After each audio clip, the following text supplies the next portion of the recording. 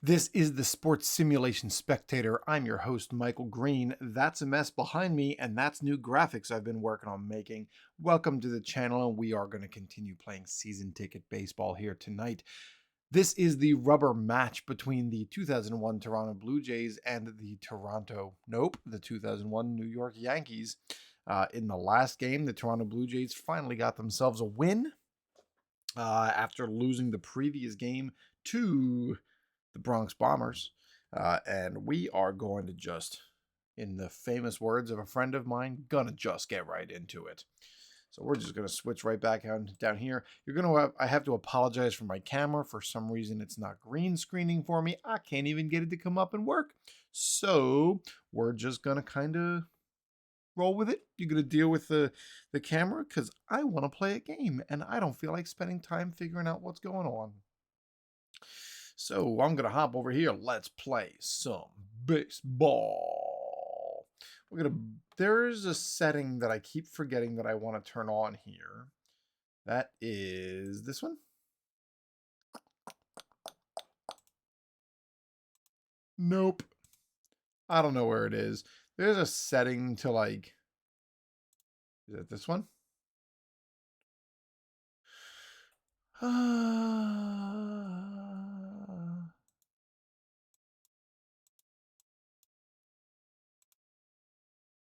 that do? Oh, it just takes away my graphics. That's not super fun. It's okay. No, I want that to come back.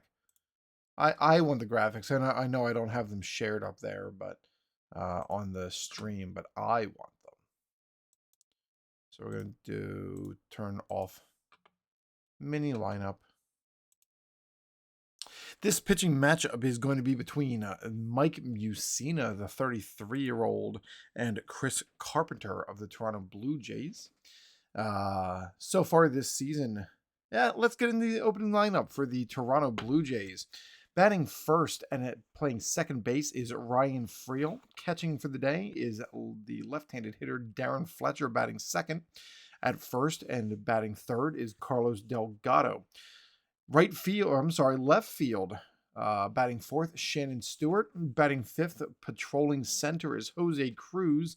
Raul Mondesi continues to play, starting in sixth position.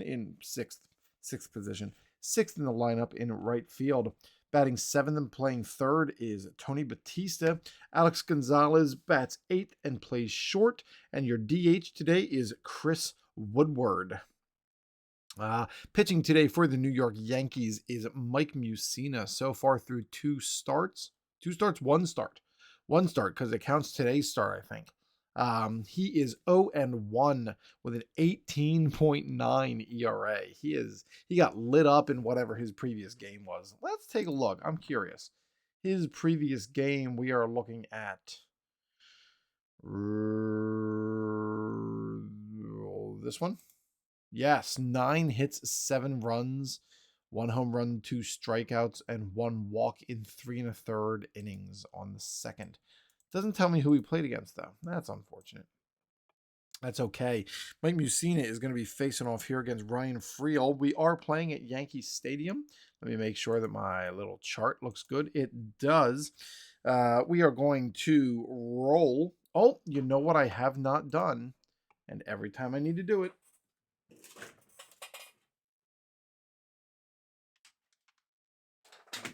I'm not nearly as prepared as I should be. I apologize.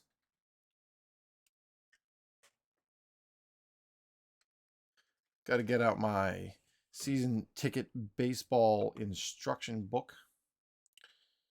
This one. And here is my rule book, because I will inevitably need to reference something. It's what happens every time. So, for whatever reason, I just can't seem to get wind taken care of. But we are going to roll here first to figure out temperature for this game. It is still an April game, right? I believe it is. Will the box score tell me? That's the box score search. I am a mess. I did not click on the right thing. Dude. We'll just go to the regular box score. Will that tell me the date? I believe, yes, this has to be an 8. Yes, it is April 8th. It is a day game. So we are going to roll for temperature. April, our day temperature, 47 degrees, plus another 15. So we're looking at a 62-degree day. Let's jot that down. 62 degrees. No rain bonus, but we are going to roll for rain. And that is a 9 and 4 is 13, plus 5 is 18. It is heavy rain. Heavy rain. Have not gotten that before. All right, so it's a 62-degree day, rainy day. Heavy rain means we roll again. So we're looking at heavy rain today. First time I've had to deal with that.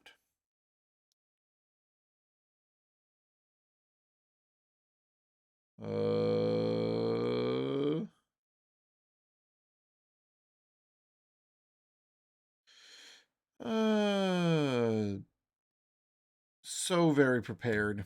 I appreciate everybody that deals with sitting through with me on this stuff. So we are looking at a delay of red times 10 plus white. So I'm actually going to bring back up this instructions, and we're going to take a look at heavy rain. I'm curious how that modifies heavy rain. Game is delayed due to rain.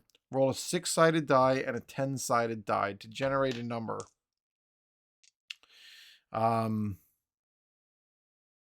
This is the length of rain in minutes. So we're looking at 40 plus 6, a 46-minute rain delay.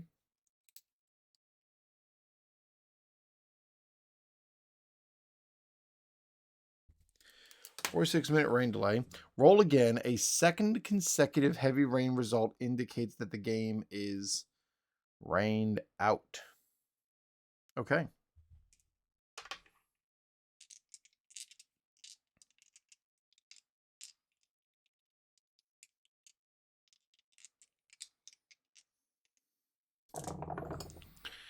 That is not going to do it. That is just an 8, so it is not rained out. All right, so in the event of heavy rain, I guess we're looking at overthrows. It's a reduced fielding by 3 on overthrows. When we go and do, I will admit this is the first game of this I've played in a little bit, so it's been a little while. So there are going to be things I'm going to have to check. We are also going to check for wind. Roll 2 10-sided dice to determine if wind is a factor. It is a 4, which means it's blowing out to right field.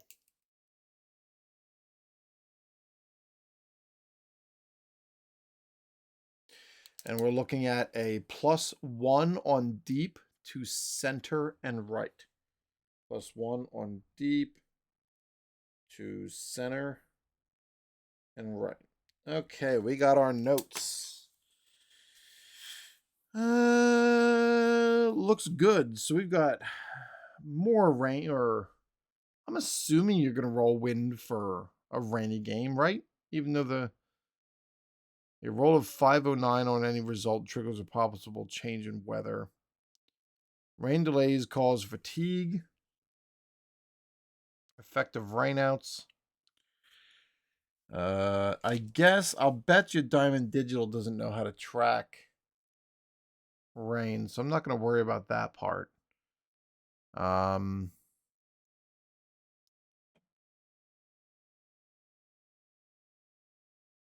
Effect.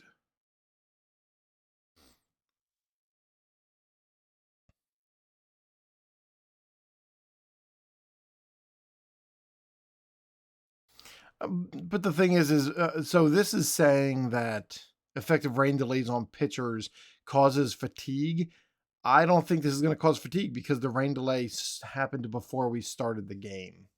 So that's what we're going to go with. They didn't even get a first pitch in. That's what we're going with. That works for me. So here we go. Chris Carpenter is 1-0. We'll talk about them when we get started. So we are looking here. Ryan Friel up to bat. That is a 2-2-4. So that's on the Mussina card. 2-2-4. That is a swing and a miss. And Ryan Friel goes down swinging for the first out of the game. Darren Fletcher steps in. He is 4 for 20 on this young season. 2-9-8. 2-9-8. Versus a lefty. That ball is to deep right field. We're going to add 1 to our value. That is a 11, so it's going to be a 12. And that ball is just going to fly to right field where Paul O'Neill was able to drift over and make the catch. 2 down. Carlos Delgado steps in. He is not lighting the world on fire. 574 OPS to start the year, and I missed with my blue die. It is that. A 6-6-3. So a 6-6-3 ends up with a 6-4 ground out. Well, I guess in this case it's going to be 6-3 because there's nobody on second. And 1, 2, 3 go the Blue Jays. Mussina sets them down in order. Going to the bottom of the first, and here is your New York Yankees lineup. Batting first and playing third base, Scott Brocious. Getting the start today in left field is Chuck Knobloch batting second. Bernie Williams batting third, playing center. Derek Jeter, the captain, bats fourth and plays shortstop. Tino Martinez bats fifth and plays first base. Batting sixth is the catcher. Second half of the battery, Jorge Posada. In right field, batting seventh is the lefty, Paul O'Neill. Batting eighth and playing second base is Alfonso Soriano. And the DH today is Scott Siebel, playing in DH. That's fun. In real life, he got 1 at-bat, and he's already had 1 at-bat. I believe Siebel, let's see. Yeah, Siebel already has had his 1 at-bat, so he's getting a start, baby. How about rewriting history here? Chris Carpenter is pitching today. He pitched shutout baseball in his first start, 7 innings, 7 strikeouts. He did issue 6 walks, so control did elude him a little bit, but he was able to escape the jams and get himself his first victory in that first start of the season. So let's get ourselves going. Scott Brocious steps into the box, and that is a 5-1-3. 5-1-3 goes to our third baseman, who is Tony Batista. 5. No, I'm in the wrong place. It is not Batista. It is a 5-1-3. Here we go. It's Chris Carpenter. That's going to be a 1-3 ground out. Pitcher to Delgado, and Scott Brocious is retired. Chuck Knobloch steps in. His 6th game of the season, starting off 5 for 15. That is a 5-7-5. It's going to put us at left field. 5-7-5 is a fly ball to Shannon Stewart. Drifts over and squeezes the out. I know I've said it before, but I'll say it again. I wanted to be a broadcaster for a really long time, and I just don't have it in me. So be patient, please. You don't even have to be here watching, but I appreciate that you are, because this lets me have some fun. Bernie Williams steps in. He is 9 for 21 to start. That is a 6-2-1. We are on our roll chart here. Home team is batting, so that makes it a 6-26. That is a F4. That's going to be a pop-up to the first baseman. Nope, not first baseman. Yes, second baseman. Pop up to the second baseman. Friel puts it away, and Bernie Williams is retired. And no runs, no hits, and no runners left on base. Chris Carpenter follows in Mussina's footsteps and sets him down 1-2-3.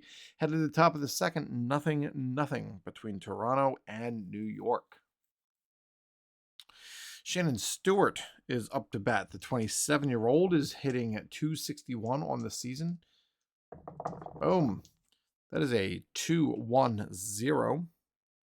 Back to the Mussina card. 2-1-0. That is a 6-3 ground out for 1 down. Mussina has been very efficient so far, using 13 pitches to the first 4 batters. Brings up Jose Cruz. 2 home runs, but he's only got 3 hits on the season. So while he's made hits for a little bit of power, he's just not getting contact. 1-5-6 puts us back on the Mussina card, and that is a fly ball to left field. Chuck Knobloch might have the yips throwing, but in this case, he squeezes it for the out, and Jose Cruz is put away. Raul Mondesi, batting 130 on the season. 3-4-9. Swing and a mighty miss by Carlos Delgado. And Mike Mussina has mowed down the Blue Jays. No runs, no hits, nobody left on base. And after 1.5, Yankees coming to bat, it is 0-0. El Capitan steps in. This is only his second game of the season. He played his first one in the last game and went 2 for 4 with a home run and a stolen base. We're looking at a 5-9-7. That's going to go to right fielder. 5-9-7. And he drifts back, but he can't get to it. The ball's over his head, and that is a double. Hopefully it goes to Mondesi, but yep, there we go. Double off the wall, and Jeter finds himself on second base with no one out. Tino Martinez looking to knock him home. Oh, all 3 dice got stuck. How about them apples? There we go. 6-5-9, which makes this a 6-6-4. 6-6-4. Results in purple. Infield was not playing in. 6-6-4 is a ground out 6-4. But I guess in this case, well, that's corners in, holding the runner.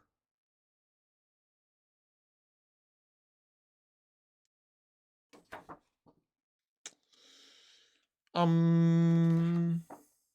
all my cheat sheets, and I'm trying to make sure I get it right. So what would actually happen here with...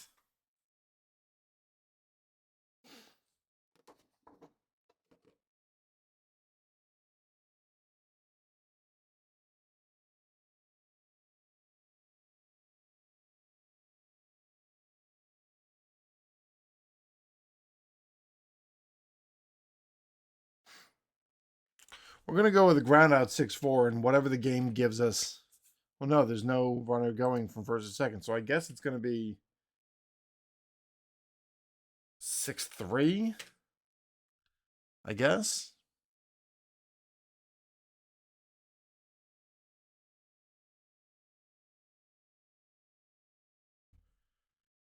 Because I was not playing the bases in.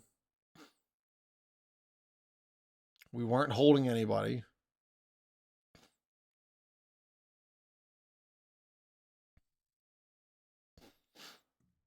So we're just going to take whatever it gives. Jeter moves on to third. It's probably what would have happened anyway.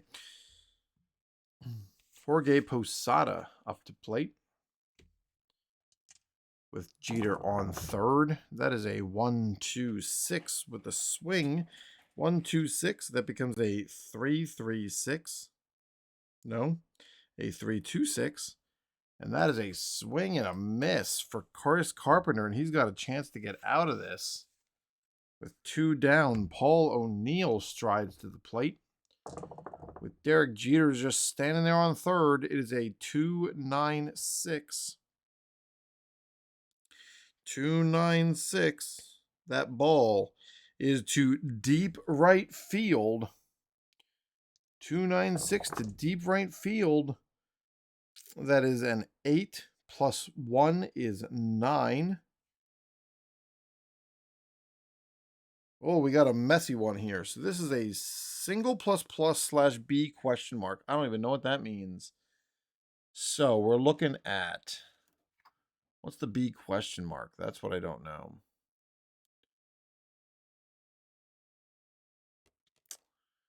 Runner events are after the slash.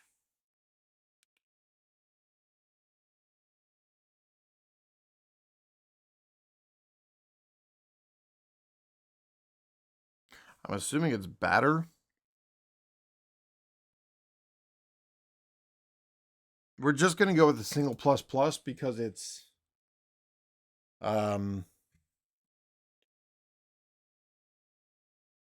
because of the rain. They probably would not try to, I don't know. Well, either way, O'Neill's got the single. Does O'Neill want to try to push it?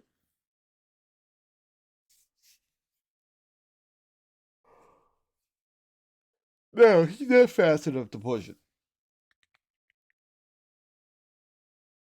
So he's going to take the knock Jeter in, and O'Neill's going to stay there on first. Carpenter was not able to get out of the jam before giving any runs up. And up comes Alfonso Soriano, the 25-year-old, batting .312 on the season. 6.63 becomes a 6.68. We are looking at a 6.4.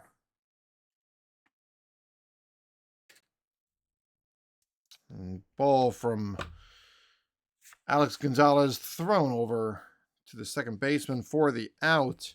1 run, 2 hits, and 1 man left, and the Yankees take the lead 1-0 after 2. Mike Mussina going to be facing Tony Batista, Alex Gonzalez, and Chris Woodward here in the bottom of the third. Tony Batista comes up.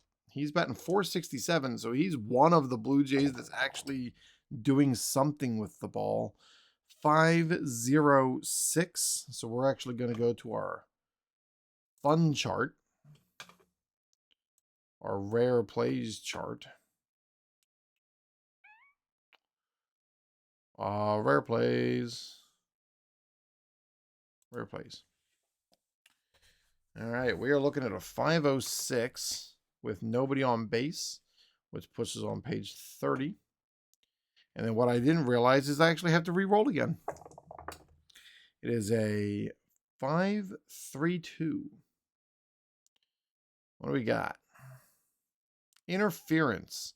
Weak grounder to the pitcher. Throw to first, hits the batter in the back as they're running inside the baseline. Batter is out for interference. Runners return to their bases. So Tony Batista is out for interference. Do I have it here on my little cheat sheet? Probably not. Let's do this. Here's my board game commands. Interference. Is there only catcher's interference? Yeah, it looks like I don't see anything here for like runner's interference. Advancing on the bases, pick off, error, wild pitch, ground out, fly out, pop out, strike out.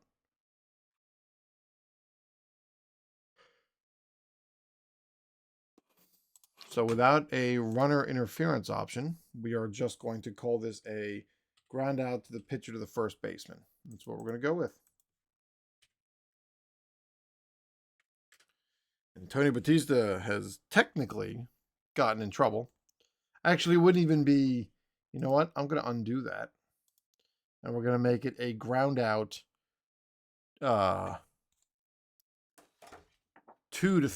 because it was the catcher that was throwing it.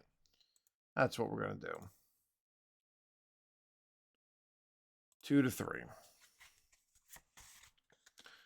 And Alex Gonzalez up to bat. 3 for 19. Everybody's below the Mendoza line. 504. We are having another rare play. How about that? 504 puts us back in this regular spot. And we're going to roll. That is a 603. 603. Deep drive to left, and the left fielder makes the catch, but crashes into the wall and falls down. All runners advance. R2 may score. Left fielder is injured on the play. Collision injury table on page 24. So, we are right here. So how do I do an injury? Pitchers, injuries. Determine if there's a roll modifier. So we are not going to determine. Well, I guess, you know what? I don't go to figure out because of the way I'm playing lineups. They're not going to come out of the game long term. Where they are going to come out of the game today, though. So our left fielder is going to have to be replaced. Chucky Knobloch is going to be coming out. But I do. Let's figure out how he got hurt. That would be fun to do, right? So we're going to. It's 162 games we're playing, so it's a roll modifier of 0. And then down here, I guess we're just going to roll the dice without a modifier. How many dice do I roll? 2 10s. Playing hurt. Injury, concussion protocol, batting helmets.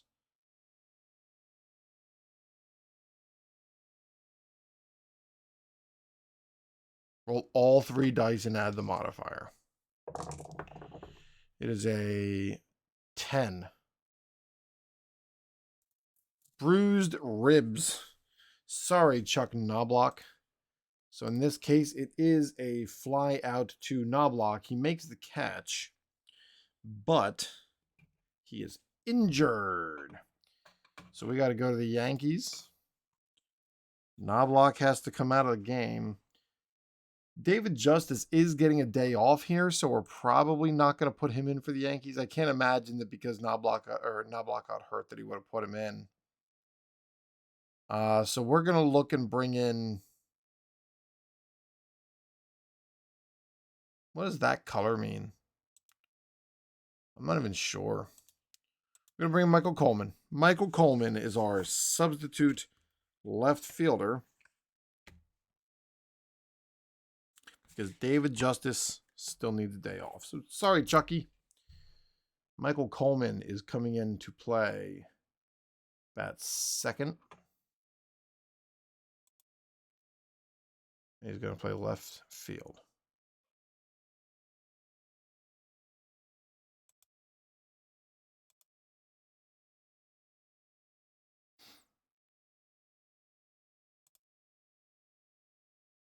All right.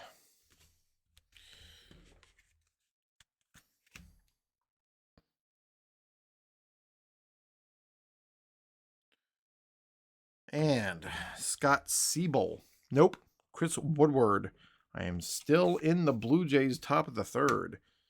So Michael Coleman comes in to play left field after the catch and injury by Chuck Knobloch.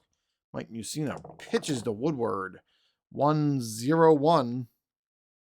It's a big old... Nope, that becomes a 3-0-1. Still a strikeout. Then Chris Woodward strikes out. 3 up, 3 down again, and Mike Mussina has gone through the lineup once already and not allowed any base runners. Scott Siebel, the 26-year-old DH, gets his first start of the season against Chris Carpenter. And he's playing so well, the dice get stuck. What's with all these 6s for the Yankees? 6-3-2 becomes a 6-3-7. Thankfully, that is a fly ball to center field. Jose Cruz glides over and puts it away from one Scott to the next, moving on to Scott Brocious at the top of the lineup. Brocious is 0 for 1. 5-4-2.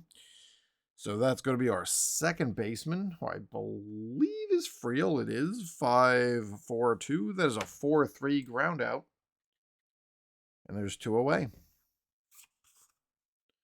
For Michael Coleman. This might be Coleman's first start of the season. I'm curious. Has he gotten any starts? I'm not sure if this actually tells me. Looks like maybe he maybe got some starts, but he's batting 200, 1 for 5. The windup, the kick and the pitch, 294. That ball is to deep left field. And that is a 1 to deep left field. Plus his power of 4. I forgot to put in the power of Darren Fletcher. Whoopsie. That's my bad. So that is going to be a F7. I totally forgot to add power. So I ripped somebody off. I believe it was Darren Fletcher earlier. And there was somebody else that might have modified things. It would have been the Paul O'Neill single. I'm curious now. Paul O'Neill had a 9. Plus his power of 6 would have put him at 15, which would have made it a home run. So it should actually be 2-0. 2-0. But I cannot go back and fix it now. So we're going to play that the umpires missed the call and that it was actually a home run that they made a single because they missed the call like I did. Ryan Friel is up to bat. Mussina is getting a second time through the order. Ryan Friel is 0 for 1. That is a 1-8-3. 1-8-3 is a bloop single, and there we go. Getting things started is Ryan Friel. And Darren Fletcher strides to the plate. So far, he's 0 for 1. Nobody out here in the top of the 4th, and Friel is stretching his lead at first. Mussina's hold is an 8. We are not going to try to run on him.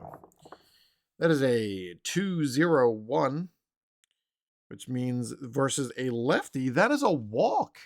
And Mike Mussina has let the first 2 batters of the inning here on base after he set down the first 9 Blue Jays. Carlos Delgado stands in to take his turn. So far, he's 0 for 1. Nobody's gone. Mussina's in a bit of a jam with Friel at second. Fletcher is edging off the bag at first. The swing and the pitch. Or no, can't do that. Pitch and 1-1-7. A 1-1-7 becomes a 3-1-7. And Delgado swings and misses. Second out for him. He is 0 for 2 on the day, and his woes continue. Shannon's up to bat. Shannon Stewart. He's 0 for 1. 1 down. Friel is still at second, and Fletcher stretching his lead at first. That is a 3-2-8. Puts that ball on Shannon Stewart. 3-2-8 is an infield single. So let's see if I remember how to do this. It's a ground ball to 3. It's a single base stealing. I have to look at my rule book. It's an infield single, so everybody's going to move up. But I have to find, it's like you put it in soft. Here we go. Single, soft, ground ball, single. Nobody advances anywhere special. So in this case, it's a single, soft, Ground ball. Can I just put that in? Will it take it? Nope. So what did I miss? Single F4. Oh, we have to say who it's going to. It's going to go to first baseman. It's a single to F4 soft ground ball. There we go. Tino Martinez can't come up with it. It is an infield single, and suddenly the Blue Jays are cooking. Bases loaded and only one out for Jose Cruz. Bases loaded. Mussina gets a moment to talk to the manager. Pitching coach comes out. I have no idea who the pitching coach is. These cards should say it. That's what I say. He heads back, and Jose Cruz waits for the pitch. 4, 4, 4. I think there's some rule for if you roll doubles, triples, but I'm not playing them because I don't know how they work or where they are, so we're just going to take the number on the card. That's a 4-4-4 for Jose Cruz versus a right-handed pitcher. And that is a double. Jose Cruz rips one into the gap. Michael Coleman can't get to it. It's off the wall. Friel comes in to score. Darren Fletcher motors around from second, and Shannon Stewart still standing there on third. And the Toronto Blue Jays have taken a 2-1 lead off of the mistake pitch by Mike Mussina. Jose Cruz knocks in 2, and Raul Mondesi hopes to do the same. He is 0 for 1 on the day, struck out back in the second. And Mondesi looks in as Mussina winds and pitches. That is a 2-6-2. And Mike Mussina gets him to whiff. The big boys just can't make contact this season. Tony Batista still has a chance with 2 runners in scoring position. Mussina trying to get himself out of here, limiting it to 2 runs with the pitch to Tony Batista. We are looking at 6-5-8. 6-5-8 becomes a 5-4. Well, that's probably not even going to be 5-4 because there's nobody on second. So it's going to be a 5-3. They're just going to get the ground out. Throw across the diamond, and Mussina is able to limit the damage to 2 runs on 3 hits with 2 runners left. And after 3.5, Toronto has taken the lead 2-1. Bernie Williams comes up. He entered the game batting .429 with 2 home runs and 4 RBIs. Chris Carpenter has thrown 38 pitches so far, heading here into the 4th. 6-3-7 becomes a 6-4-2. This is going to be a fly ball to center field. Jose Cruz, the man of the hour, grabs the pitch or the ball and puts it away. Sends Bernie Williams back to the dugout.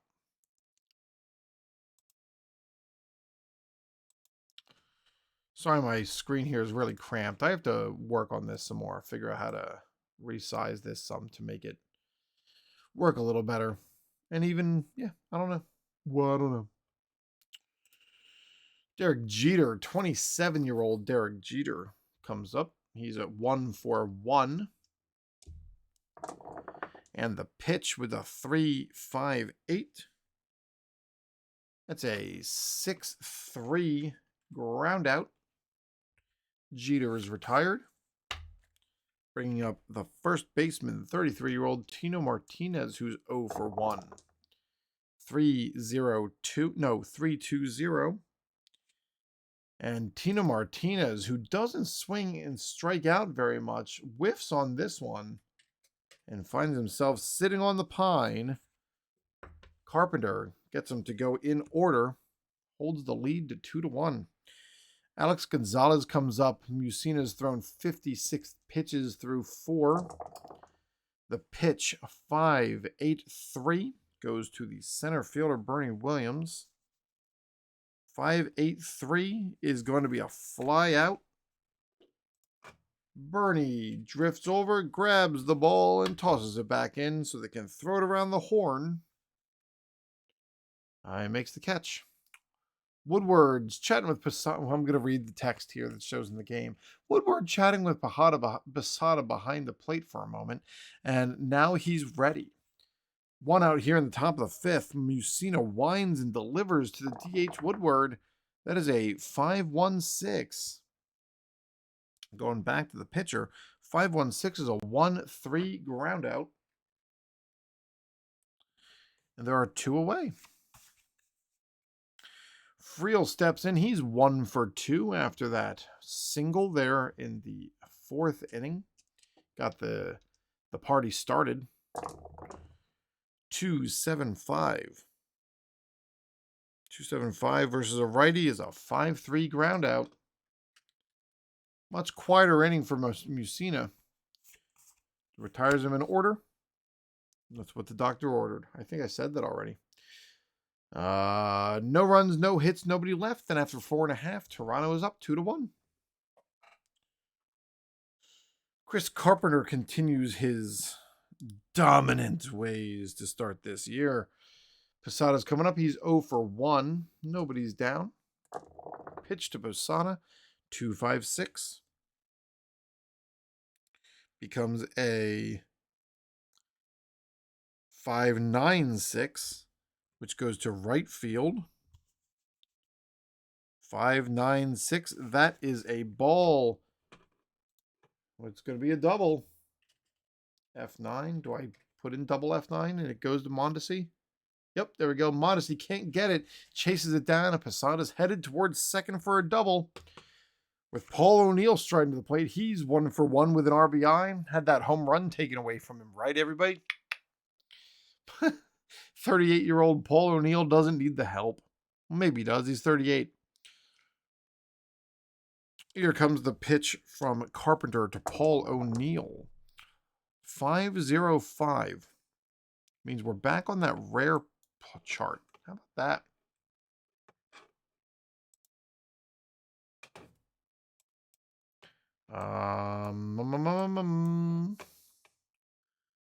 Rare plays. All right, so we are looking at 505 is always going to be on page 30.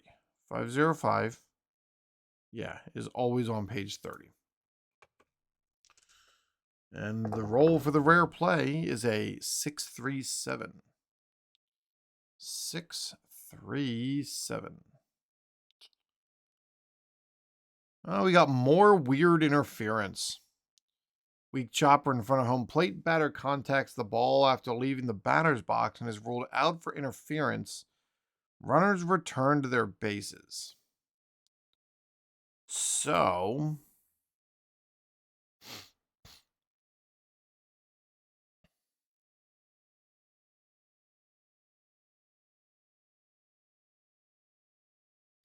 I don't know what to do here.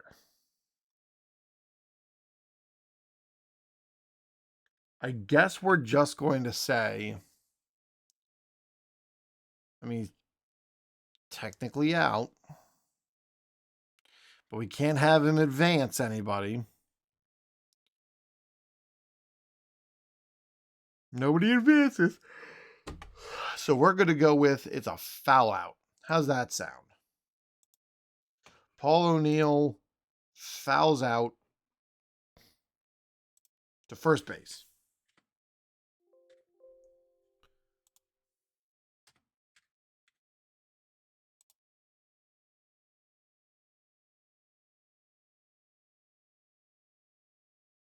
Yep. Ryan Friel ran over because Delgado's a bad fielder. He made the catch. That's close enough to getting interference. If anyone knows about how to do interference here in Digital Diamond Baseball, please let me know. It would be great. Throw it in the comments. I've run into it now twice in this game. They're supposed to be rare, so I've no idea if I'm going to see him again. But Alfonso Soriano steps in. He is 0 for 1 on the fielder's choice. That's a 4.59.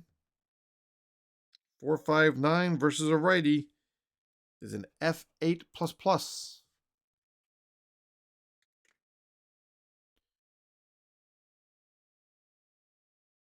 No. What does that mean? We have to go back and undo that because we have to advance the runner. So fly out, and then he's going to advance. So we got to say the runner on second is safe. Yeah. So we're going to go. Where did I say that went? 459. 459 is a F8.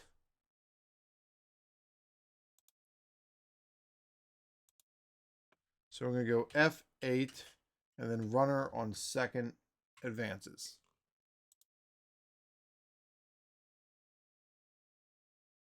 There we go. Jorge Posada moves on to third with 2 down. And the man, Scott Siebel, steps to the plate.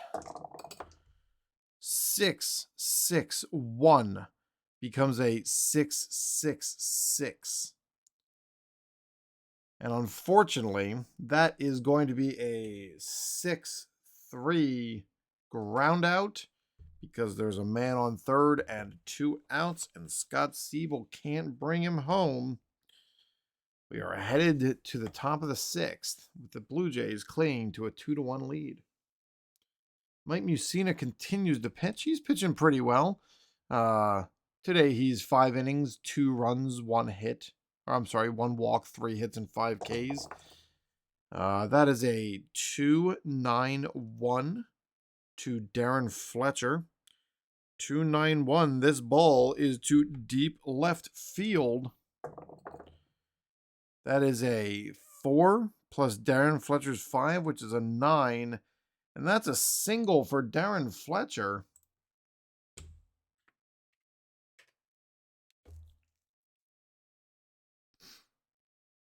Oh, hold up. Hold up. We're going to see if we get this right. It's a 4 plus Darren Fletcher's 5, which puts him at a 9. But it's to deep right field. So we're adding 1. So it's actually a 10. Nope, still going to be a single. Great. We didn't change anything. We don't need to change anything. We got it right. Darren Fletcher gets himself a hit, and Carlos Delgado trying to get something going. Let's go, Carlos. 6-8-8. 6-8-8. That is a double. Carlos Delgado rips one. That ball is deep, just off the top of the wall, and Bernie Williams turns around and throws it, holding Darren Fletcher to third base. Carlos Delgado in there with a stand-up double. And Shannon Stewart comes up. He digs in, going 1 for 2 so far the day. Fletcher is waiting to score. Carlos Delgado on second with the pitch. 6-1-0. 6-1-0. And Shannon Stewart strikes out. Oh! All these Blue Jays are killing me. Jose Cruz. He's got the 2 RBI. He's got 2 more men here in scoring position. What can he do? Jose Cruz with a 4-1-2. 4-1-2. So that says a double play. If first base is unoccupied, it becomes a 6-3. 4-1-2 becomes a 4-6-3 double play. So it's just going to be a ground out 4-3.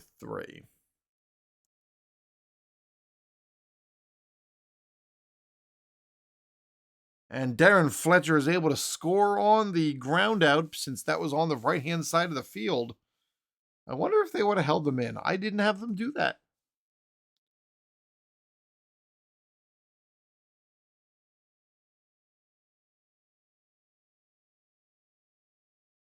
I should have had them bring in probably. Well, let's see what ends up happening.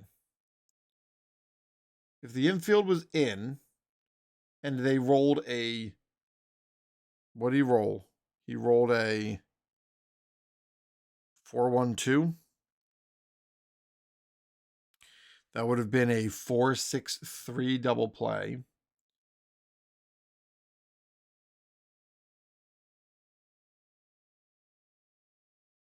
Would have become a 4-3 and the runner would have held.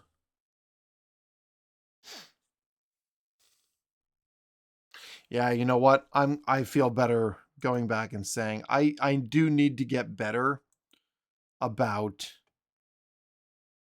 the strategy piece, because the Yankees in this case would have drawn in Brocious at least.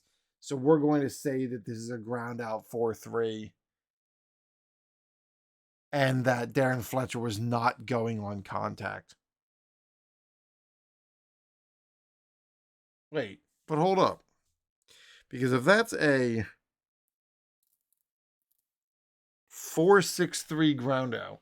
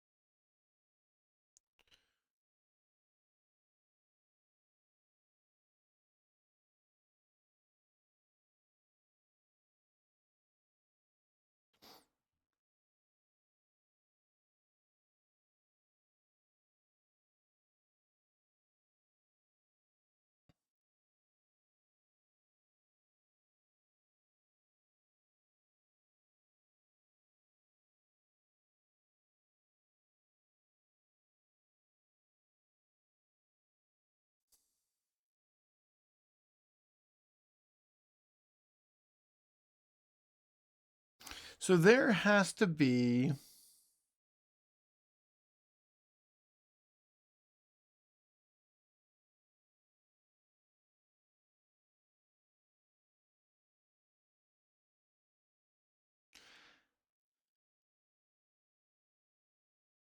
base stealing, balk, wild pitch, ground out.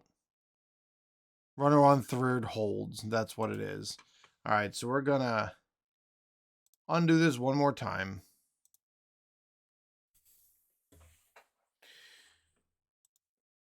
So they probably held him in 4-3, runner on third holds. Runner on second cannot advance because third base is occupied. So do I need to do ground out 4-3, runner on third, second holds, runner on third holds?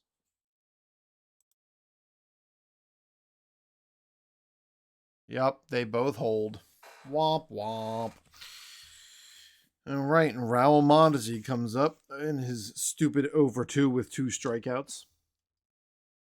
Mussina's pitch is a 5-6-6.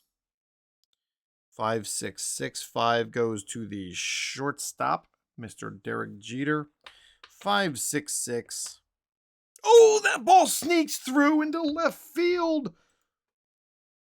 That's a single G6.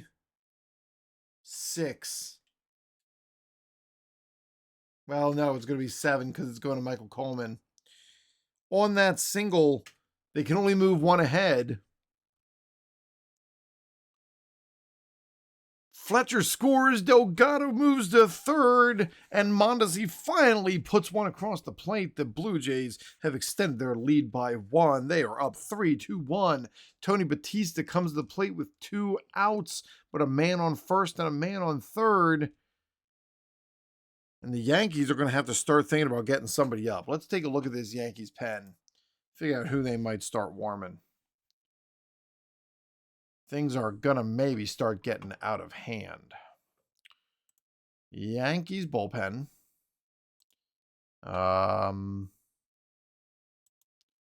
Mike Stanton.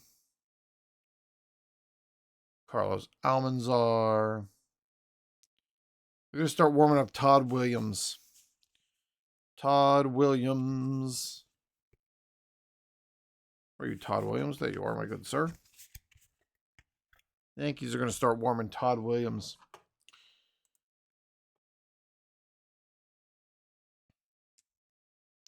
You've seen his pitch to Batista. 6.35. 6.35. That ball is a fly ball. Out to center. And Bernie Williams gets it. Batista can't bring any more across the plate, but the Blue Jays do score 1. On 1 run, 3 hits, and 2 runners left. The Blue Jays lead 3-1. Chris Carpenter faces Scott Brosius, Michael Coleman, and Bernie Williams here in the bottom half of the 6th. And the first pitch to Brosius is a 6.70, which becomes a 6.75. And Scott Brosius gets plunked in the back, putting a man on first. Carpenter definitely did not want to do that. Carpenter's got a hold of 8. Brosius has a speed of 3. There's no running there. Michael Coleman coming up. How's he at bunting? Not great. He's going to swing away. That is a 4.82. 4.82. I wonder, am I? Well, there, my camera died again. That's interesting. Actually, everything died. Is my microphone working? It is. What if I do this? Does that bring it back? No. Interesting.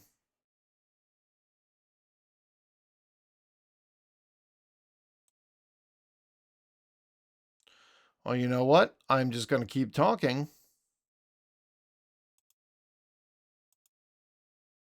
Yeah, we're just going to keep talking. I'm not going to worry about the dice parts. We're just going to show the board game up here. And nobody's going to watch my camera. Nobody's going to look at whatever's going on. I don't know what's going on. Things are falling apart today. Weak. What happens if I do this?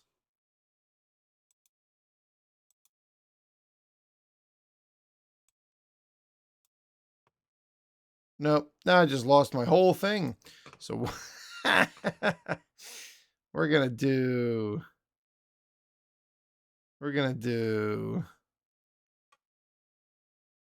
Yeah, you know what? This is how the stream's going to finish.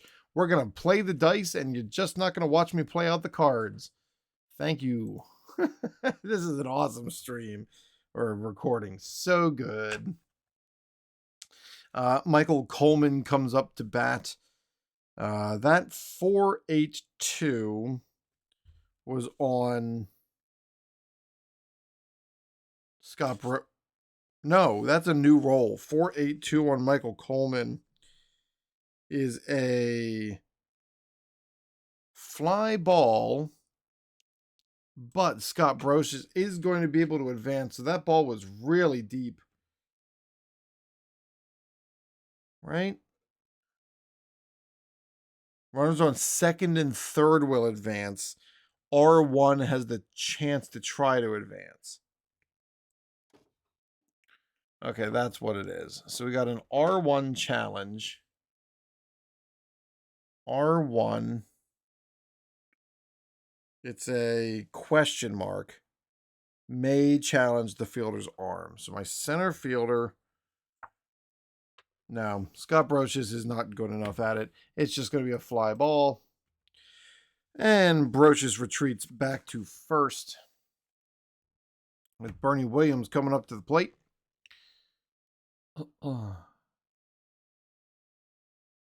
And the windup and the pitch from Carpenter. With a stuck die. There we go. It is a 5.65. Which puts it at our shortstop, Alex Gonzalez, 5.65. That is a 6.3 ground out. He dives and is not able to get it to second, but he is able to get across to Delgado. And Bernie is down, bringing up the captain, Derek Jeter. 2 down and a man on second with the pitch. 1-8-0. And that's a bloop single. If there are 2 outs, it is a long single.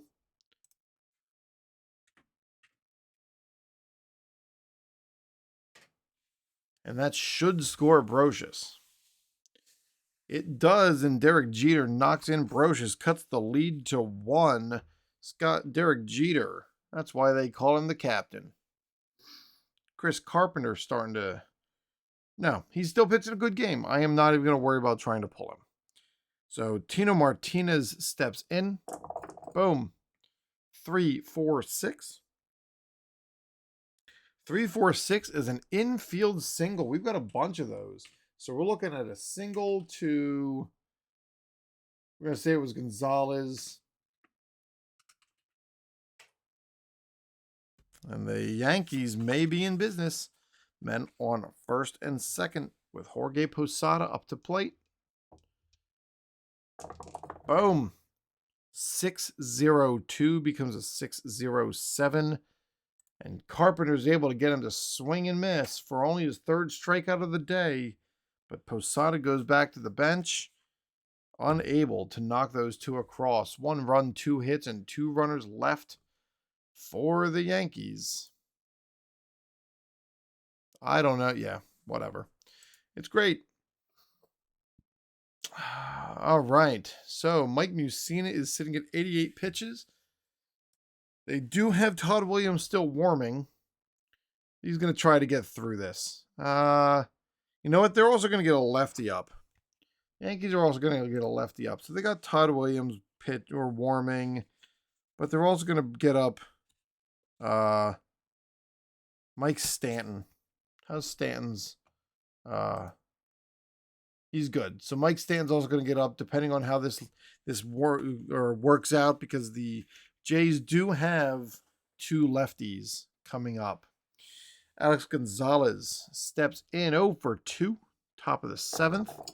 The pitch from Mussina is a 2-0-2 versus a righty, and that is a K. Alex Gonzalez, take a seat. The 7th strikeout of the day from Mike Mussina. Designated hitter Chris Woodward up to the bat with a 5.58, which means that's going to the 3rd baseman, Scott Brocious. 5.58. That is a boots it. That's an E5. Can I just put in E5?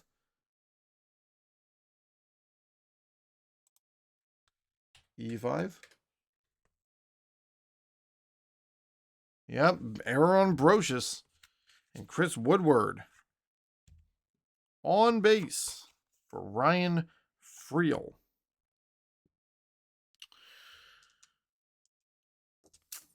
And that's going to be all she wrote for now. You know what? Mussina's going to get Ryan Friel. That's his last chance because he's a right-handed pitch batter. It is a 1-6-9 for Mussina. 1-6-9. That is a single out to center field.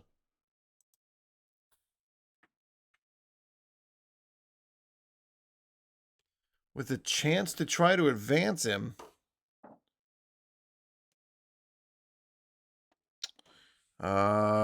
Does Chris Woodward? No. Nope. Not even going to try to run on Bernie.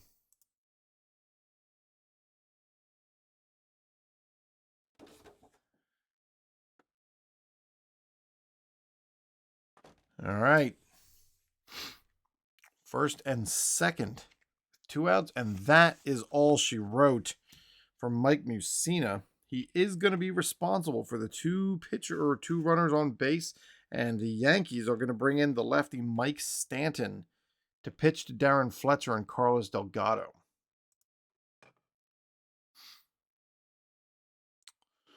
So let's get Mike Stanton in this game.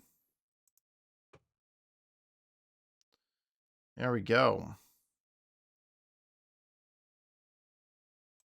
Did I not do it? It looks like I did not do it. Mike Stanton as a pitcher into the game.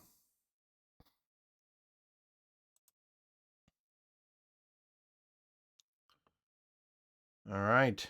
Darren Fletcher against Mike Stanton. The pitch. 507. That's going to be another rare play. We got men on first and second. First and second. And we are 507. It doesn't matter. It's on page 30. And our number is a 639. 639.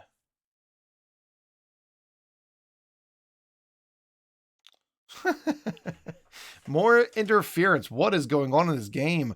Dribbler up the first base line. Batter collides with the pitcher before he can field the ball. Batter is ruled out for interference. The pitcher is credited with a putout.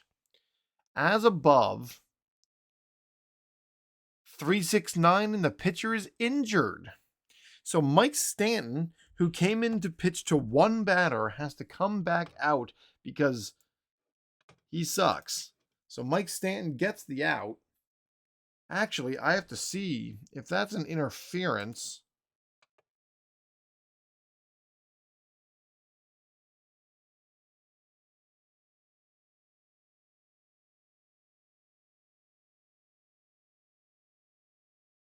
It does not say anything about the batters returning, the runners returning to their bases.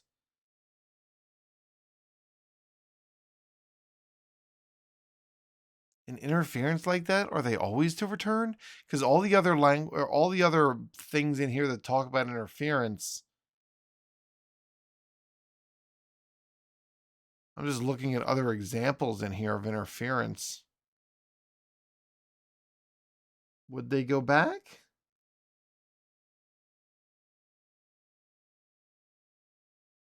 Weak chopper. Batter contacts the ball after leaving the batter's box. That's ruled out. Batter collides with the pitcher before he can field. See, that one's a weird instance because the pitcher still gets the putout.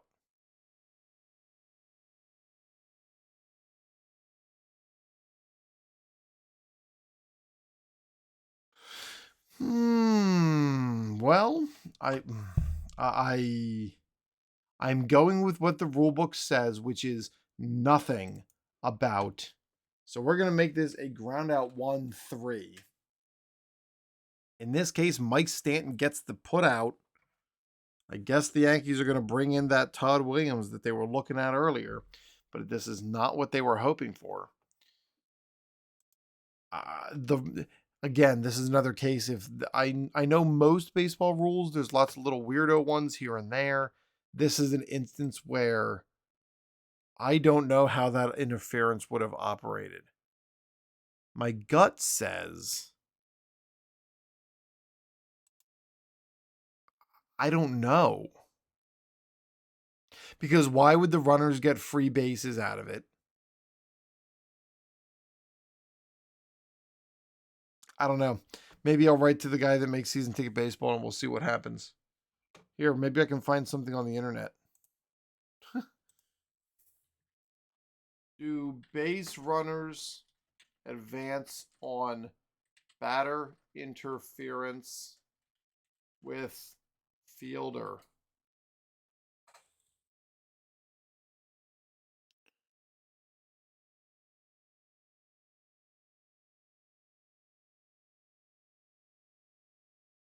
Let's see what the Baseball Academy says. Catcher interference, penalty for interference. The players, coaches, or any member of a team at bat shall vacate any space needed by a fielder who has attempted to field a batted or thrown ball. If a member of the team at bat hinders a fielder's attempt to catch or field a batted ball, the ball is dead, the batter is declared out, and all runners return to the bases occupied at the time of the pitch. If a member of the team at bat hinders a fielder's attempt to field a thrown ball, the ball is dead, the runner whose play is being made is out, and all runners return.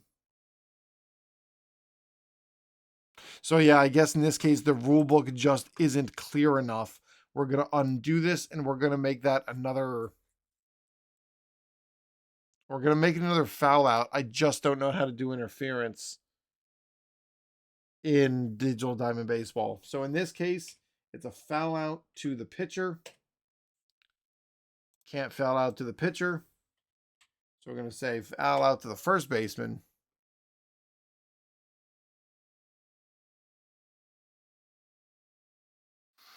All right, so Darren Fletcher pops out, or in this case actually runs into Mike Stanton and hurts him, brings in Todd Williams to replace the now injured Mike Stanton.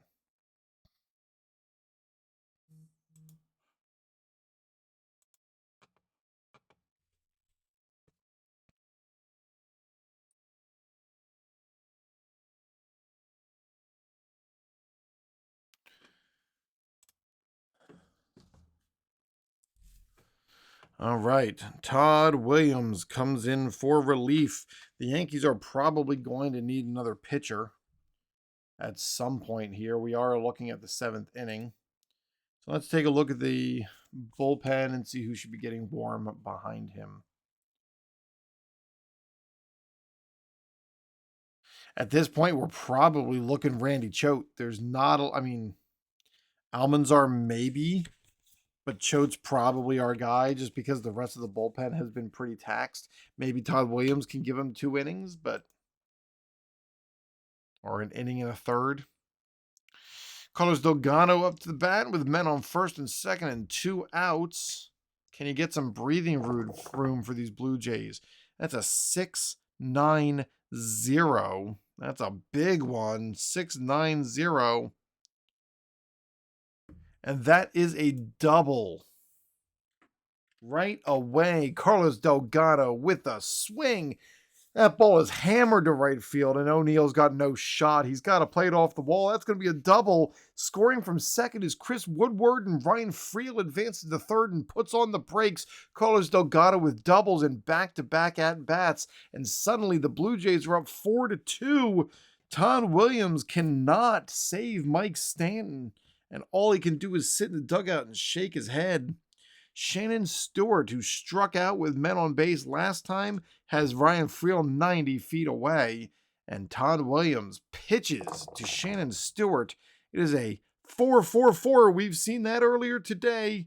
4-4-4 against the righty. And that is going to be a single. Shannon Stewart makes solid contact. It's actually a single plus, which means Carlos Delgado should score as well, and Shannon Stewart knocks in 2 and gets some breathing room, blows it wide open. The Blue Jays are up 6-2 with a 3 spot here in the 7th. Todd Williams desperately has to get out of this inning. Jose Cruz has come up to the plate. That's a 6-3-1. 6-3-1 is just a flyout. To pop up to the shortstop. And finally, Todd Williams. 3 runs, 3 hits, and a man left for the Jays. 6.5. The Blue Jays are up 6-2. Chris Carpenter currently sits at 81 pitches, facing Paul O'Neill, Alfonso Soriano, and Scott Seibel here in the bottom of the 7th. The first pitch to the Paul O'Neill is a 3-7-0. 3-7-0, and that is a ball fielded by Delgado, and he'll take it to the bag himself, and Paul O'Neill is down, bringing Alfonso Soriano to the plate. That is a 260. 260. That is a ball flying to deep left field.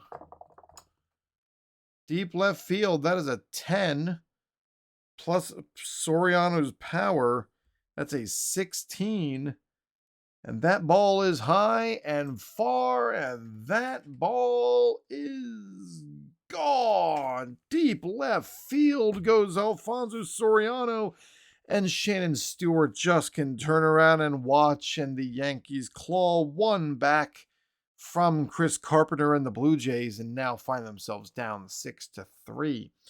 Scott Siebel into the batter's box. He is over 2 on the day, and there's a pitch. That's a 3-7-7. And that ball is hit on the ground over to the third baseman. Tony Batista grabs it, throws across the diamond, and Siebel is retired for the 3rd time today. Turns the lineup over, and Scott Brocious comes to the plate. And the pitch from Carpenter to Mr. Brocious is a 1-8-1. 1-8-1? Yes, 1-8-1, and that is a bloop soft single. And Brocious is not ready to go down quietly, bringing Michael Coleman to the plate. 2-9-3. Oh no, that ball is hard hit.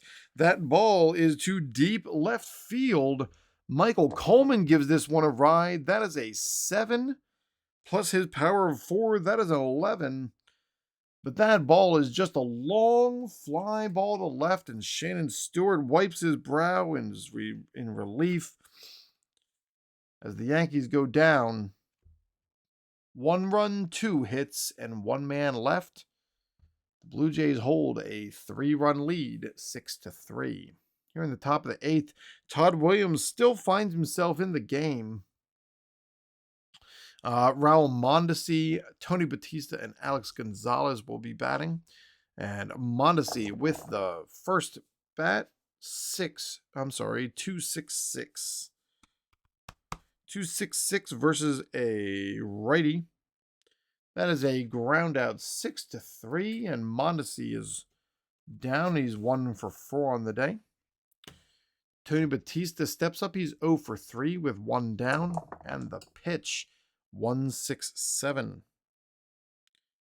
And Todd Williams gets a little inside, and Tony Batista takes it in on the butt cheek with that hit by pitch, and he gets himself on first with Alex Gonzalez looking to move him over.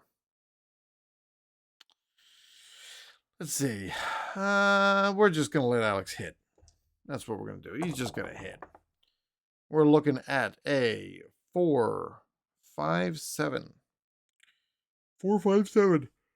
That, unfortunately, was the wrong choice. That is a 5-4-3 double play from Brocious to Soriano to Tino Martinez. And Alex Gonzalez grounds into that double play and ends the inning. Chris Carpenter coming out for the bottom of the 8th. I think Koch is probably fresh enough to be able to come into another game to save his second game. Yeah, so Koch is going to get warmed up here. But Carpenter's going to try to go a solid 8. He's going to try and go solid 8. He's got the heart of the order for the Yankees. Bernie Williams, Derek Jeter, and Tino Martinez. Here is the pitch to Bernie. 1-6-3. And 1-6-3, Chris Carpenter starts off Bernie Williams with a walk, and that's not quite what he wanted to do. We may not get to Koch, though, so we are going to, let's see who would be our next in line guy. Bourbon is pretty chill. Quantrill, all my setup guys are good to go. Let's see. Yeah, we'll warm up Bourbon and Koch. There's going to be our 2 guys. If we need to go to a setup guy, it's going to be Bourbon. If we get to our closer directly, it's going to be Koch. So Bernie Williams is on first. Darren Fletcher is not a great catcher, if I remember right. Darren Fletcher. His arm is wimpy, wimpy, wimpy. Steal attempt. So he's going to try to steal. That's what I think Bernie's going to do. So he's going to try to establish a lead. So it's going to be steal, white, and white. Steal, white, and white. Oh, I'm sorry, steal, white, and blue. So that is a 12 plus his steal of 3. So that is a 15. It's got to be better than 10 plus hold, which is an 18, so it's not. He's not able to establish a lead, so he's not even going to try to run. No extra space there for Bernie, but Derek Jeter is up to bat. And here comes Mr. Jeter. Boom. 5-3-5. So that ball is going to be hit on the way over to our first baseman, Carlos Delgado. 5-3-5, and that is a 3 unassisted. And Bernie is able to move up, but so Derek Jeter did do a little bit of what he needs to do. But Delgado made a nice play over there, didn't let the ball through. And Bernie sits on second with Tino Martinez at the plate. The pitch from Carpenter is a 2-1-1. Becomes a 4-1-1. 4-1-1 is going to be a 4-3 ground out. And Bernie Williams moves over to third with Posada digging in. Posada is 1 for 3 today with a double. Might be Carpenter's last batter. He is at 102 pitches. So we are looking at a 2-8-7. Anything after this is going to end up adding fatigue. 2-8-7. Oh boy, this ball is deep to right field. To right field, that is a 7 plus Posada's power of 7. That's a 14 plus 1. That's a 15. And he got a hold of that one, and that ball is high and far and gone. And Chris Carpenter cannot believe it. That ball flew way out of here in right field. Mondesi didn't have a chance, and suddenly it is 6-5. With Paul O'Neill coming up to bat, Pedro Borbon is going to come into this game. That is going to be all for Chris Carpenter. Borbon's coming in to get the hold. Man, this is not how this game was supposed to go. Especially with my camera not working right. Everything freezing and everybody just kind of staring at me. It's great. What a stream. All right, here comes Borbon. Borbon pitching to Paul O'Neill. Lefty on lefty. Borbon this is his third appearance of the season with 1 inning, 2 strikeouts, and a walk. That is a 4-6-7. So in this case, versus a lefty, that is a double, and Paul O'Neill cranks one to the outfield and puts himself right back into scoring position. With Alfonso Soriano, the power never lets up with these Yankees. Soriano steps in 1 for 3 with a home run, an RBI, and a run scored. That is a 6-0-6, which becomes a 6-11. And amazingly enough, Pedro Borbon is able to get Soriano to strike out. And thankfully, the Blue Jays are going to get to go to the 9th inning and bring in their closer of Koch to try to shut down this game.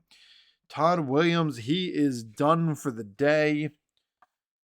And Randy Choate is going to come in and pitch the rest of this game for the Yankees.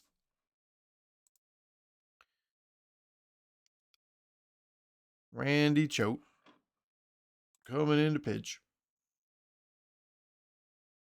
I'm stoked that I didn't end up having to see Clemens in this this series.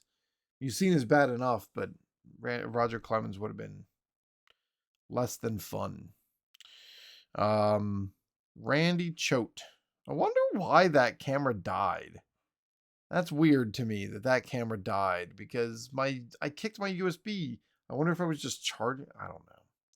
I'm worrying about it way too much. I'll figure it out tomorrow.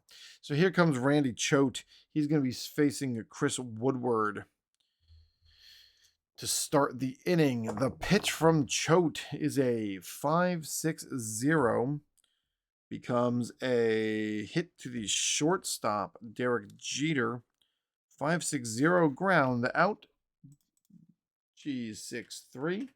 And Woodward is down. He's 0 for 4. Bringing up Mr. Ryan Freel, who is 2 for 4 on the day with 2 singles and 2 runs scored. Let's go, Ryan Freel. That's a 2-6-2. 2-6-2 is another ground out.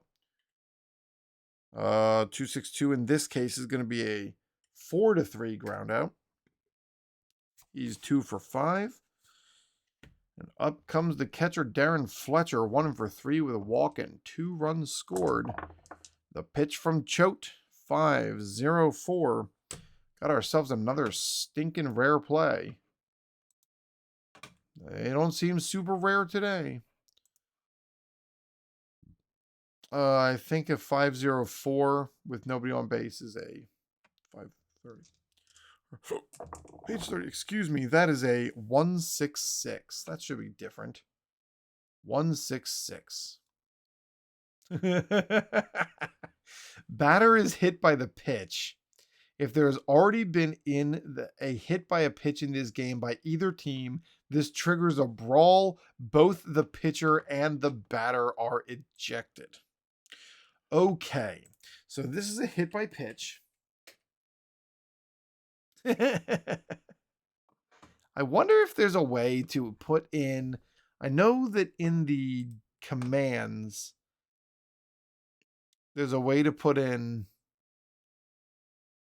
see, I think I just have to take the player out in this case. It's not going to have like silly things because they're technically not baseball instruction. So that means Randy Choate comes out of the game with so Randy Choate comes out. Who do the Yankees have left that they can pitch with that's not exhausted? Is it got to be Mo Rivera? Yeah, you know what? That's what they're going to do. They're going to bring in Mo Rivera and keep this game where it is. Rivera's going to come in. He's pitching in a losing situation, but he's going to come in and probably try to keep the Blue Jays from scoring at all. So that's what's going to happen. I have decided. Mo Rivera is going to come in. That also means I need to bring in a new catcher. And I guess that means it's going to be Alberto Castillo. I could technically put another runner on base and then bring in Castillo later. That's what I'm going to do. That's what I think is going to happen. So I'm going to bring in a pinch runner. Pinch run for Fletcher with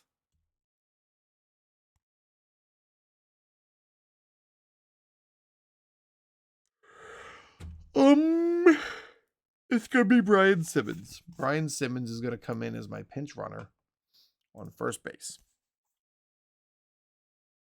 Yep. All right, so he's going to end up coming out of this game. And Castillo's, oh, my cards are getting all kinds of messy here. Fulmer's not going to play. Castillo is over there. Brian Simmons is technically on base now. But Castillo is going to end up having to come into this game. All right. Mo Rivera pitching to Carlos Delgado with Brian Simmons on first. The pitch. 6-0-5. And that is a strikeout. Carlos Delgado goes down. He did hit 2 doubles to start, but he cannot take on the Sandman. Mariano Rivera. Oh, was that the end? Was that the end of the inning? It was. How about that? So Rivera only had to pitch to 1 batter. So now we need to change our team here. And we need to put in our catcher. Is going to be in second. It's going to be Alberto Castillo batting second. And we're going to bring in Billy Koch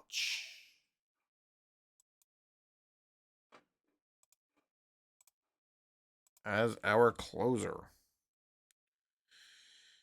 So we're taking out Brian Simmons. We're putting in Alberto Castillo, who's getting some time behind the plate. And then, so Koch is in. And the Yankees are going to pinch hit for Siebel. They don't really have a lot of great options, but right now is the right time. We're going to pinch hit with David Justice because that's what the Yankees would do.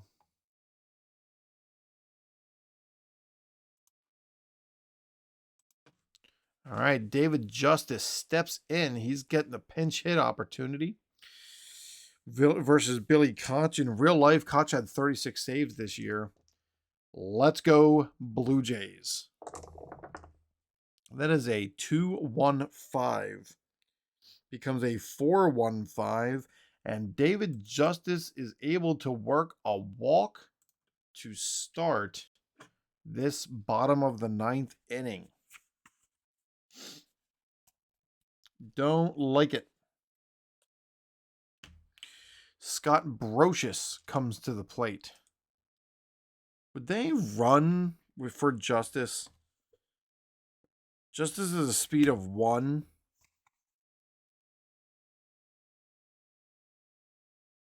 Yep, that's what they're going to do. They're going to take David Justice out, and Luis Sojo is going to pinch run. Because I think that's what they would end up doing. David Justice and his stupid slow legs comes out.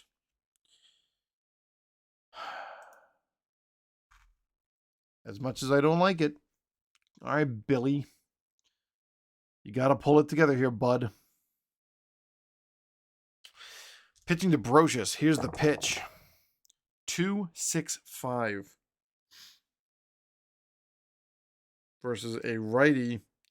Becomes a 5-5-5. So that's to our third baseman, Tony Batista. 5-5-5 is a 5-3. Wowee. I will take it. That could have gone really bad. Still, Soho does get to move up to second.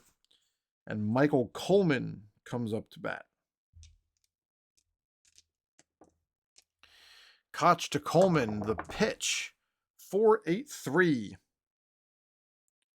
4-8-3 versus a righty. That ball is a fly ball.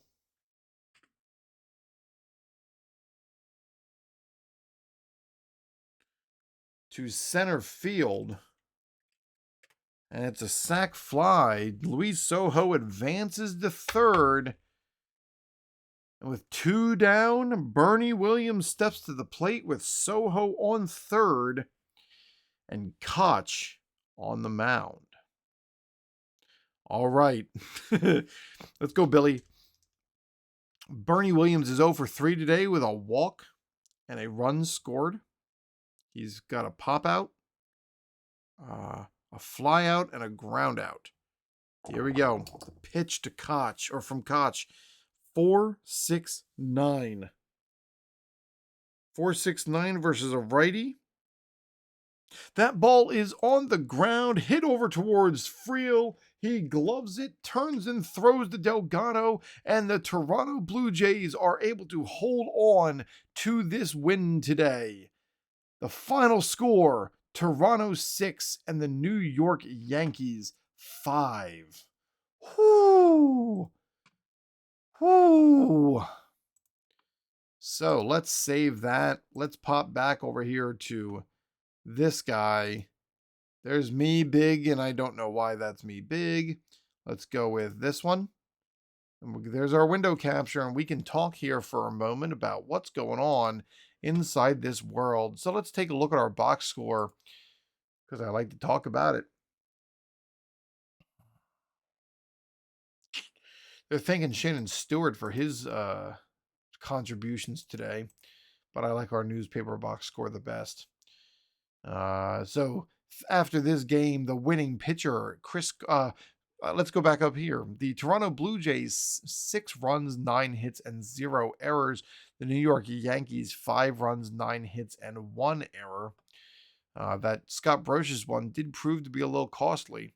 Chris Carpenter gets the win. He went 7 2/3 innings, 8 hits, 5 earned runs, 1 walk, and 3 strikeouts. He did give up the 2 home runs. Billy Koch gets his 3rd save of the season. Mike Mussina falls to 0-2, 6 1/3 innings, 7 hits, 3 earned runs, 5 total, 1 walk, and 7 strikeouts. This game was delayed a little bit as a result of rain, but they did get the entire game in. The player of the game, according to Digital Diamond Baseball, was Shannon Stewart. Shannon Stewart's final line was 2 for 4 with 2 RBI. I would almost argue, I don't know. I think Carlos Delgado's 2 doubles may have been more important, but whatever, it's fine. Let's see. Anything else interesting happen on this day now that the Blue Jays are 3? I think they are 4-4 now. Let's go take a look at our standings here. Pardon me. They are 3-4 now. The Blue Jays are now 3-4. They have won 2 straight, so we did take 2 of 3 from these New York Yankees. Let's go back and take a look at the day and see if anything interesting happened, because I didn't actually look. We've got, what do we got down here? Barry Bonds drives in 7 runs, and Jeff Kent drives in 6 in a 16-1 drubbing by the Giants. Bonds went 4 for 4 with 2 home runs, 7 RBI, and 4 runs scored. That's wild. And it looks like all we got there. Let's take a look now that we are a little bit into the season. We're a weekend. Who is being awesome a week into the season? Jason Giambi has 10 RBI. Brian Daubach and Jim Thome are tied with 4 home runs apiece.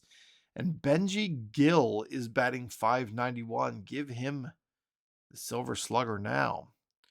Barry Bonds is batting .556 with 6 home runs, tied with Mr. Richie Sexson. And both Bonds and Sexton have 12 RBI apiece. ERA leaders, still a bunch of guys with 0 ERAs. Chris Carpenter, along with a handful of other pitchers, have 2 wins. Koch is tied with Jeff Zimmerman for 3 saves. There are only 3 pitchers with 2 wins in the NL. It's Russ Ortiz, Scott Sullivan, and Javier Vasquez. And then a bunch of pitchers with 2 saves. I like looking at the MVP votes and the Cy Young votes as they get tabulated here in the game. Apparently, Ricardo Rincon is having a great season, has 30 Cy Young votes in the AL. But yeah, that's kind of where we stand right now. Let's take a look to see at the schedule of who's comes up next for these Toronto Blue Jays, who now have themselves a 2-game winning streak. Next, we head back to Toronto, where we're going to take on the Tampa Bay Devil Rays.